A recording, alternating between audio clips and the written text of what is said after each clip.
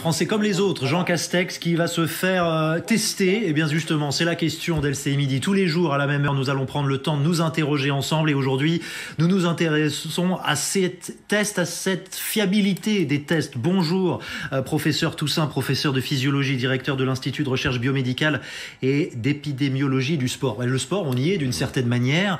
On va revoir ces images, ce qui a valu l'explication à l'instant de Jean Castex, qui était samedi sur le Tour de France, dans la même voiture que Christian Prudhomme, qu'on voit au fond sur ces images, qui est positif, asymptomatique. On vient de l'apprendre, on l'a appris il y a quelques minutes. Jean Castex est donc dans ce qu'on appelle un cas contact, si j'ai bien compris. Il nous dit, je vais respecter les règles, je vais subir un test, je me sens parfaitement en forme, et en substance, je vais quand même travailler un peu à l'isolement, le temps de voir un petit peu comment tout cela évolue et à distance. C'est le protocole, c'est bien, c'est comme ça qu'il faut fonctionner ? C'est le temps de s'assurer pour comprendre quelle est l'interprétation qu'il faut avoir de ce test positif de Christian Prudhomme. Il est très important de comprendre que nous découvrons actuellement la puissance diagnostique de ces tests. Et cette puissance extraordinaire nous remet au cœur du vivant, c'est-à-dire que nous sommes en permanence dans un bain viral et bactérien qui nous enveloppe, qui nous anime et qui nous pénètre. Nous sommes porteurs de 10 fois plus de bactéries et de virus que nous n'avons de cellules propres avec notre ADN. Et que font ces tests ? Ils font non pas le diagnostic d'une maladie grave, comme c'était le cas en mars et en avril, et à ce moment-là, ils ont été développés pour justement aller chercher tous ceux qui, gravement malades, devaient être testés, diagnostiqués, tracés avec leur sujet contact et isolés. Cette stratégie-là était extrêmement importante et devait reposer sur des tests avec très peu de faux négatifs. Donc on devait avoir une grande sensibilité.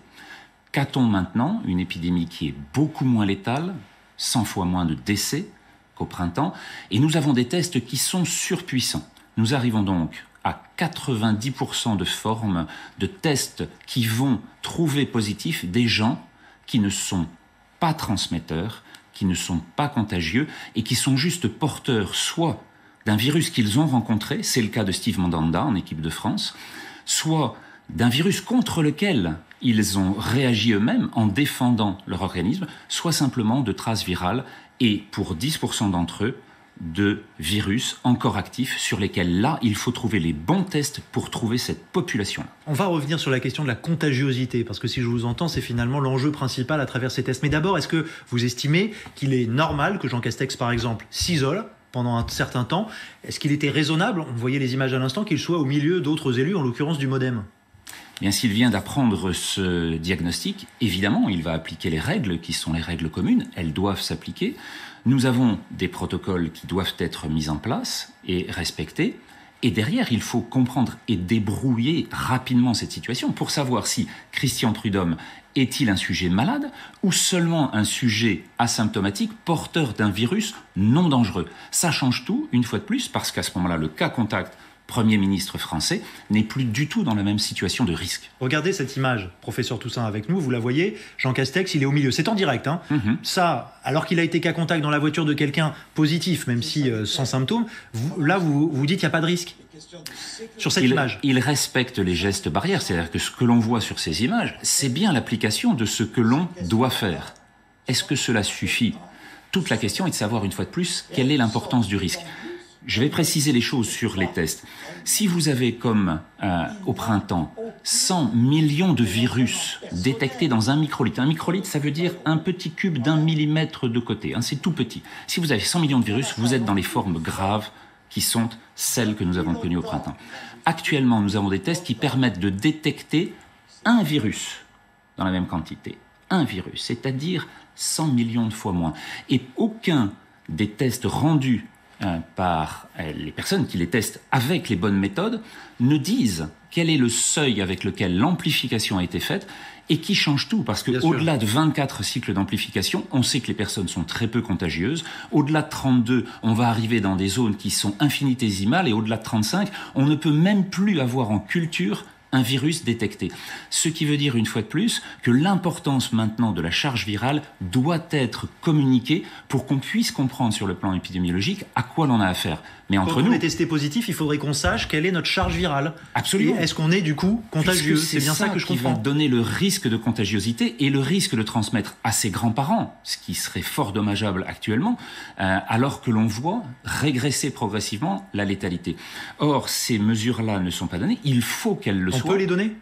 On peut les donner aujourd'hui puisqu'on sait précisément à combien de cycles d'amplification les techniques qui dépendent toutes, il y a plus de 30 tests qui ont été autorisés actuellement, donc elles ont toutes des seuils différents. Il faut que ces seuils soient transmis de façon à ce que l'on sache si l'on est en grand danger de transmission ou au contraire avec des présences tellement faibles qu'on est potentiellement révélé comme quelqu'un qui a su se défendre et au contraire, on a un signe là de guérison qui est potentiellement celui de Steve Mandanda. Alors évidemment, Jean Castex, Steve Mandanda ou Kylian Mbappé, ils nous renvoient à notre situation à tous. On voit beaucoup de Français faire la queue pour prendre le temps de faire un test.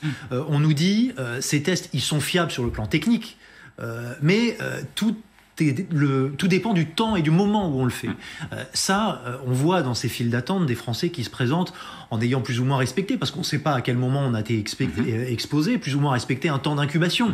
Donc est-ce que cette stratégie a encore un sens? On nous parle de 30% de faux négatifs.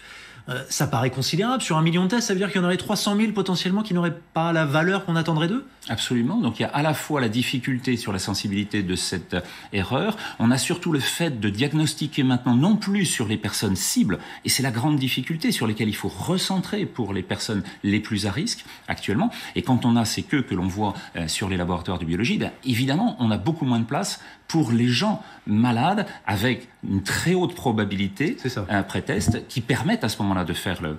Mais ce qu'on a aussi et surtout, c'est qu'on a sur ces faux négatifs, on a 3% de faux positifs qui sont liés à une erreur d'ARN viral. Ça veut dire 4500 par jour. Et vous donniez les chiffres, on a diagnostiqué sur la semaine dernière à peu près 6000 tests positifs par jour. Donc 4500 sont potentiellement une erreur d'ARN viral. Mais qu'est-ce que ça veut dire, ça? Pardonnez-moi. Comment on peut faire un faux test positif? Eh bien, c'est simplement parce que les séquences qui sont prises ne correspondent pas précisément à celles du SARS-CoV-2. Donc ça, c'est le premier point sur les faux positifs d'ARN. Mais plus encore, une fois qu'on est positif, c'est ce que l'on trouve sur l'intensité, et donc ça revient au débat sur la charge virale, la quantité de virus présente. Si on a 40 cycles d'amplification, comme c'est le cas pour un certain nombre de tests, eh bien à ce moment-là, ça veut dire que la présence virale est tellement faible qu'on n'est plus contagieux. Et ça change tout sur le plan de la stratégie de santé publique. Parce qu'au printemps, on avait besoin d'avoir ces tests-là dans la forme létale de la maladie. Maintenant qu'on est dans une forme sur laquelle il faut qu'on comprenne et qu'on limite la transmission, il faut avoir des tests qui soient beaucoup moins sensibles. Et c'est ce que l'étude d'Harvard qui a été publiée la semaine dernière nous rappelle. S'ils sont trop sensibles, alors on court à la catastrophe. En fait, on est parti d'un questionnement en se disant, est-ce que c'est fiable en termes de stratégie, encore une fois. Au fond, est-ce que c'est trop fiable? C'est peut-être ça qu'on devrait se dire. C'est-à-dire qu'on a des tests qui sont inadaptés, qui sont trop pointus quelque part. Eh bien, c'est ce que l'on voit, c'est-à-dire que la présence maintenant d'une immense capacité de diagnostic, la puissance de la technologie, finalement aboutit à une situation de surdiagnostic. On l'avait déjà connu, par exemple, pour les dépistages dans un certain nombre de situations de cancer, par exemple. On le voit aussi sur les embolies pulmonaires avec un certain nombre de tests d'imagerie. Eh bien, là, on est dans la même situation dans laquelle le surdiagnostic entraîne des conséquences, et vous l'avez vu, pour la mise à l'écart de la vie publique, mais ça concerne tous les Français de la même façon. C'est vrai que Jean Castex, c'est spectaculaire.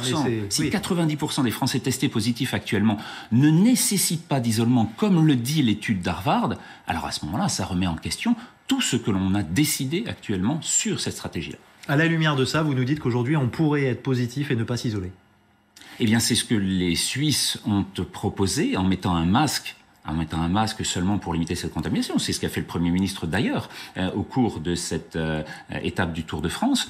Et puis l'autre question, c'est de savoir pourquoi est-ce qu'on réduit de 14 à 7 jours la quatorzaine qui va devenir une septaine, alors que dans le même temps, on nous dit mais il y a une augmentation considérable de la pandémie qui n'est qu'une épidémie de cas positifs. Le nombre de morts est toujours en dessous de 20 en moyenne par jour depuis mi-juillet.